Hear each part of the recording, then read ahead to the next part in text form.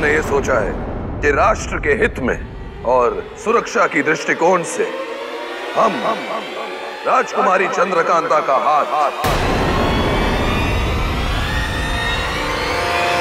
महामंत्री क्रूर सिंह के हाथ में सौंपने वाले हैं और जल्द ही ये दोनों विवाह के सूत्र में बंध जाएंगे। अल्लाह, ये तो चमत्कार हो गया। राजकुमारी जी से हमारी शादी, मानो हमारा तो ख्वाब ही सच हो गया। मगर ये हुआ कैसे कमबख्त।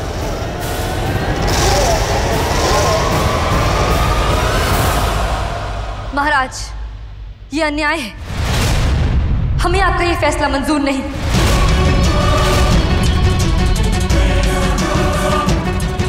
क्रूर सिंह से हमारा कोई रिश्ता नहीं हो सकता। क्षमा चाहते हैं राजकुमारी जी बीच में बोलने के लिए। हम भी इतने बेगैरत नहीं हैं कि आपके फैसले के बिना हम ये रिश्ता निभाएं। मुलाजिम हैं हम आपके, हम मानते हैं। आपका जो मन चाहे भला बुरा इस भरे दरबार में हमें कह सकती हैं, लेकिन महाराज के फैसले का अपमान करना भरे दरबार में, राजकुमारी जी, ये आपको शोभा नहीं देता। क्रूर सिंह, अपनी ये दकियानूसी दलीलें अपने पास रखो, वरना तुम्हारे हलक से जबान निकालेंगे हम। खामोश चंद्रकांता, अपनी जबान को लगाम दो। इस दरबार को ऊंची आवाज पसंद नहीं। कहीं ऐसा ना हो कि तुम्हारी बदतमीजी की वजह से हमें तुम्हें सजा देनी पड़े। सजा तो आपने पहले ही दे दी पिताजी, हमारी बात अनसुनी करके। तुम भूल कैसे गए कि इस राज दरबार की एक मर्यादा है और उस मर्यादा का उल्लंघन कोई भी करे ये बर्दाश्त नहीं किया जाएगा, चाहे वो हमारी बेटी ही क्यों ना हो। पिताजी। चंद्रकांता। माँ, आपने भी अपनी बेटी का दर्द नहीं समझा। नहीं चंद्रकांता, इस वक्त तुम्हें समझने की आवश्यकता है। दरबार के अपने कुछ नियम होते हैं, कुछ अनुशासन होते हैं, उन्हें तोड़ने की कोशिश मत करो। हमें बात करने की आवश्यकता है। आओ, तुम हमारे साथ आओ।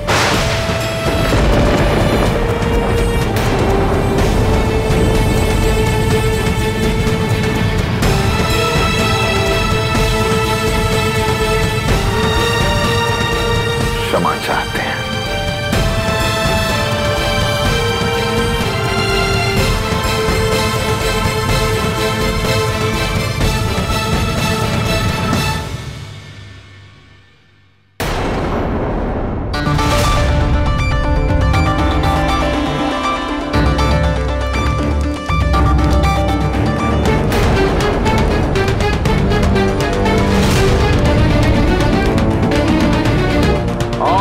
राजकुमार, मेरे जिगर के टुकड़े, आपको देख लेता हूं तो दिल को सुकून आ जाता है।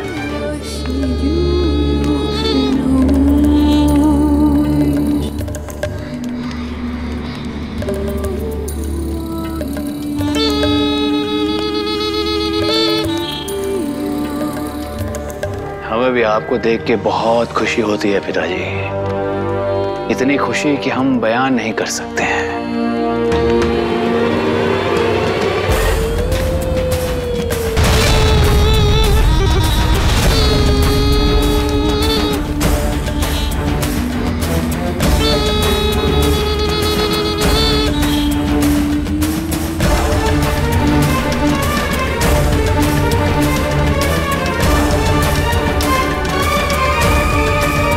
क्या हुआ पिताजी, आप किस सोच में चले गए? हम ये सोच रहे हैं हमारे बच्चे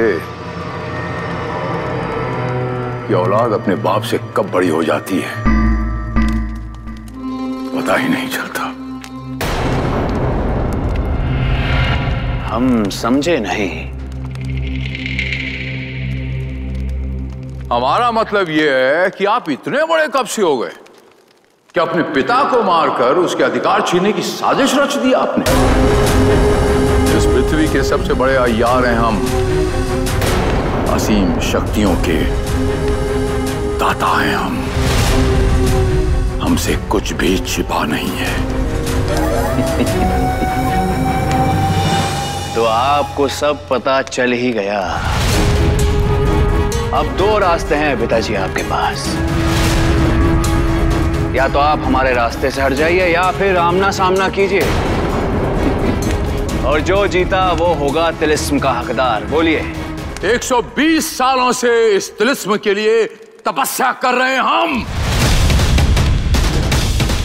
हमारा हक है इस तिलिस्म पर, और इसे पाने से हमें कोई नहीं रोक सकता। तो मरने के लिए तैयार हो जाइए पिताजी, क्योंकि आपको मारकर तिलिस्म के हकदार हम बनेंगे। वो कहते हैं ना कि पिता के मरने के बाद उसकी जागीर का हिस्सेदार सिर्फ उसका बेटा होता है।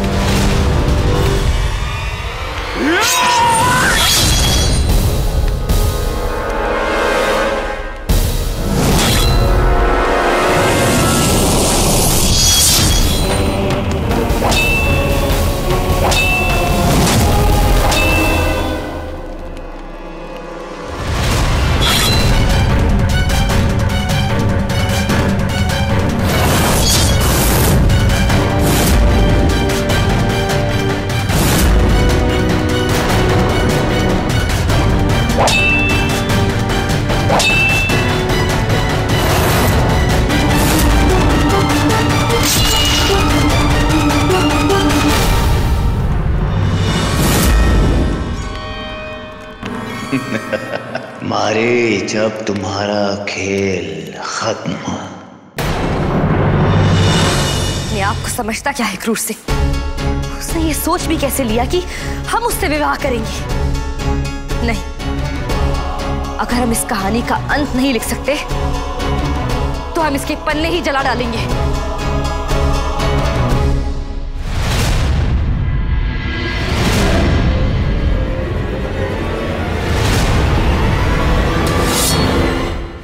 आज क्रूर सिंह के खून से स्नान करेंगे हम।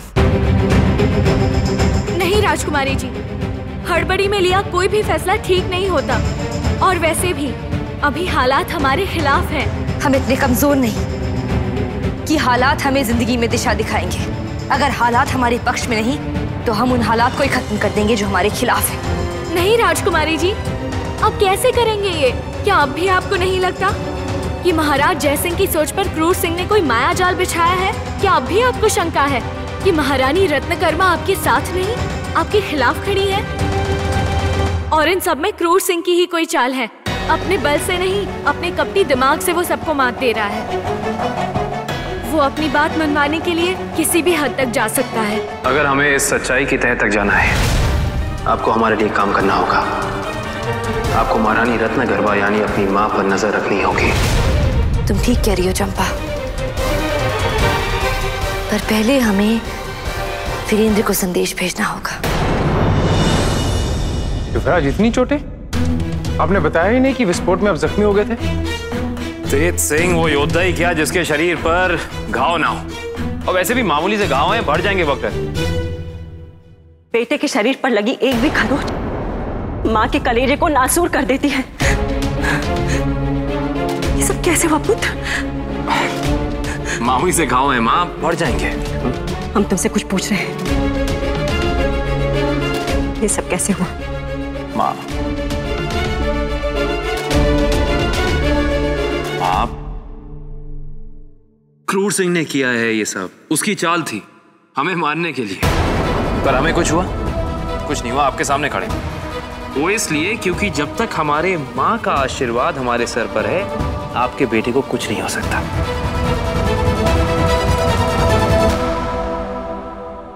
तुम्हें अपनी माँ की आंखों का दर्द दिखाई नहीं देता कि तुम्हारे प्यार ने तुम्हारी नजरों को धुंधला कर दिया है। माँ माँ माँ, इधर देखिए, क्या हो गया है? कैसी बातें कर रही हैं आप? आपको हम पर भरोसा है, अपने बेटे पर भरोसा है ना आपको? बस आप ये भरोसा बनाए रखिए, और हम आपको वचन देते हैं कि हम नौगढ़ पर जरा सी आंच भी नहीं आने देंगे। जो हमारा है वो हमारा ही रहेगा। किसी की बुरी नजर नहीं लगने देंगे।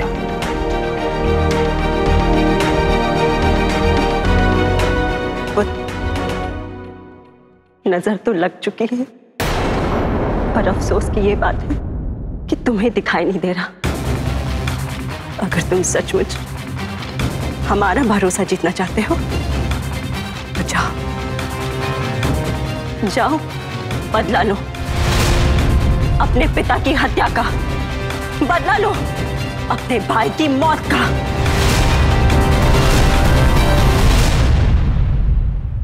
अब जैसा चाहती हैं हम वैसा ही करेंगे माँ। बस हमें दिलासा नहीं, परिणाम चाहिए।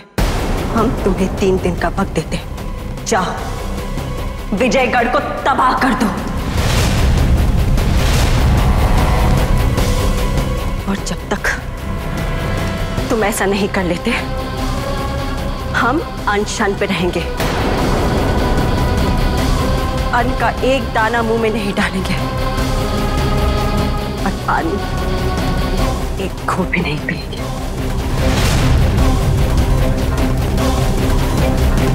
माँ, माँ हमारी बात सुनिए माँ।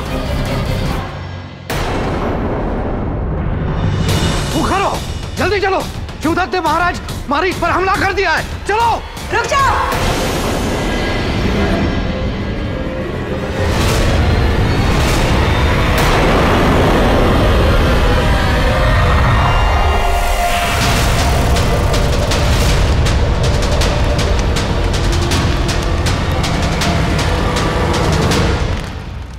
मारीच नाम है मेरा, बाप हूं तेरा। संजीवनी शक्तियां हैं हमारे पास। तू मुझे नहीं मार सकता है शिवदत्त। तो भूल मत, मेरी रगों में भी तेरा ही खून दौड़ रहा है। जैसा तू वैसा मैं। तू मुझे नौका छोड़ के आया था ना, क्योंकि तुझे वीरेंद्र चाहिए था। मैं तुझे नर्क पहुंचाऊंगा, क्योंकि मुझे तिलिस्म चाहिए।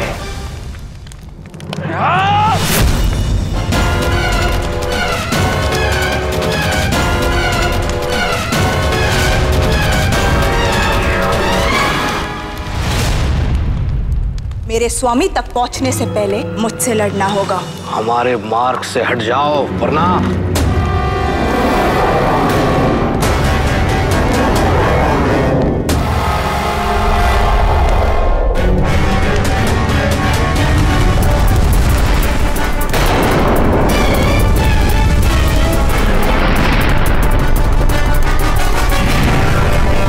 मैं तुझे आखिरी मौका देती हूँ जीवित रहने के लिए। बता मारीच की मौत का राज क्या है? बता कैसे मरेगा मारीच?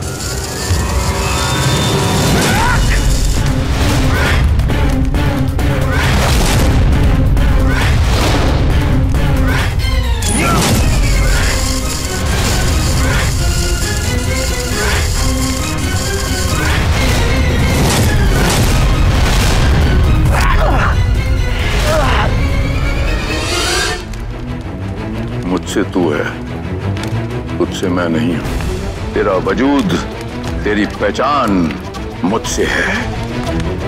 बाप को बाप ऐसे नहीं कहते। मैं चाहूं तो इसी क्षण तुझे मसल के रख सकता हूं, लेकिन मारीच अपने दुश्मनों को इतनी आसान मौत नहीं देता। और तू तो मारीच का अपना खून है। तुझे मैं ऐसी मौत दूंगा कि मौत की भी रूह कांप उठेगी।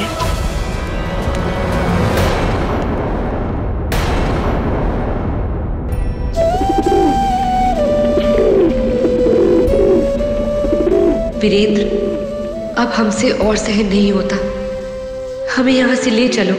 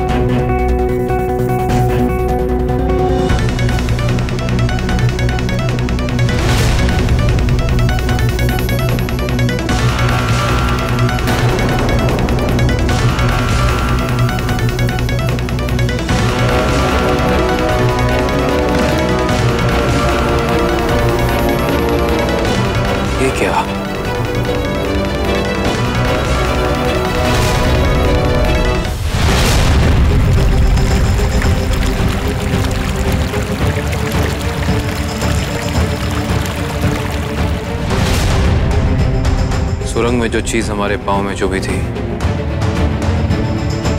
ये थी, ये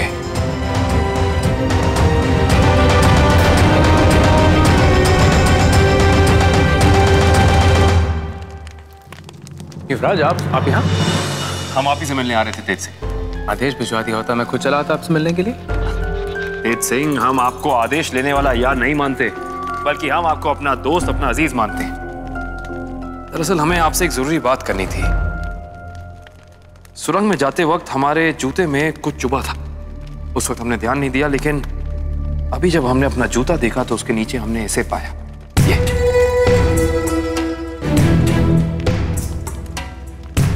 मुंदा, ये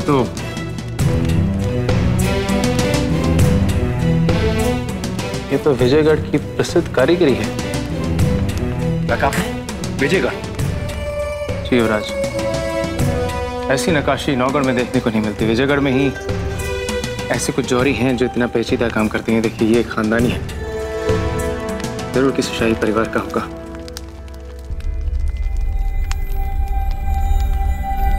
फिर तो हमें पता लगाना होगा कि यह आखिर है किसका और सुरंग में कैसे पहुंचा। तेज सिंह, आपको एक काम करना होगा। आपको इसी वक्त विजयगढ़ के लिए रवाना होना होगा और पता लगाना होगा कि ये कुंदा आखिर है किसका।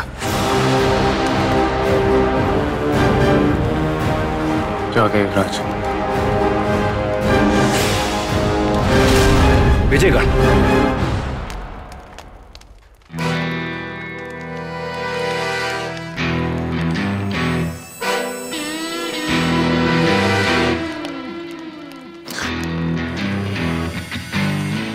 कौन कम वक्त गया किधर?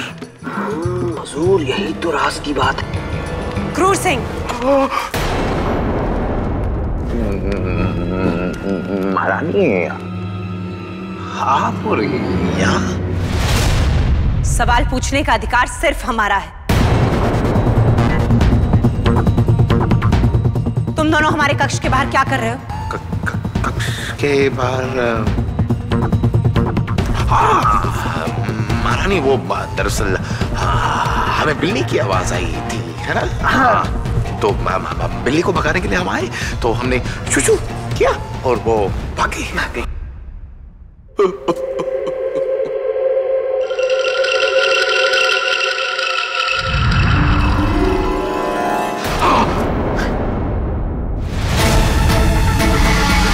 कौन हो तुम कमबख्त? हुजूर, आपकी खिदमत में पेश है जाकिर। जाकिर? जाकिर कौन? हुजूर, अपने अहमद का भाई। अहमद को आपने भेजा वीरेंद्र पे नजर रखने के लिए और उन्होंने मुझे भेजा आप पर नजर रखने के लिए। मेरा मतलब है हुजूर, आपकी सुरक्षा के लिए भेजा गया है मुझे हुजूर। तुम ये महारानी रत्नगर्भा के रूप में क्यों आए?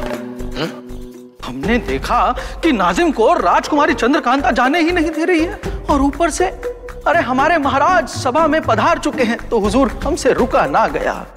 बस हमने तो अपना कर्तव्य पूरा किया, फर्ज निभाया हुजूर, अपना मुआफी। ठीक है, शुक्रिया।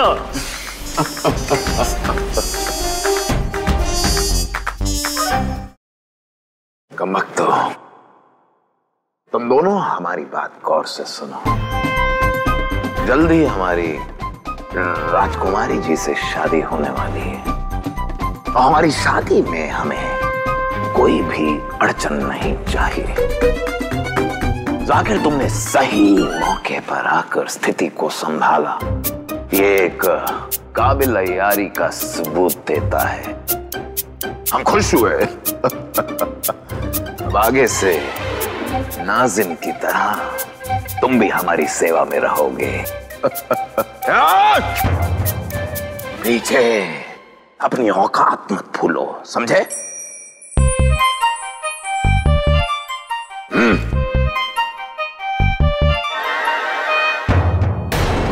बेटा चाहे जितना भी बड़ा हो जाए, बाप से बड़ा नहीं हो सकता। उस तिलिस्म पर हमारा हक है। उस तिलिस्म के लिए हमने हजारों वर्ष तपस्या की है, और उसे हमसे कोई नहीं छीन सकता। आज हम आपको बताएंगे कि उस तिलिस्म को पाने के लिए मारीच अपने बेटे को मारकर एक नया इतिहास कैसे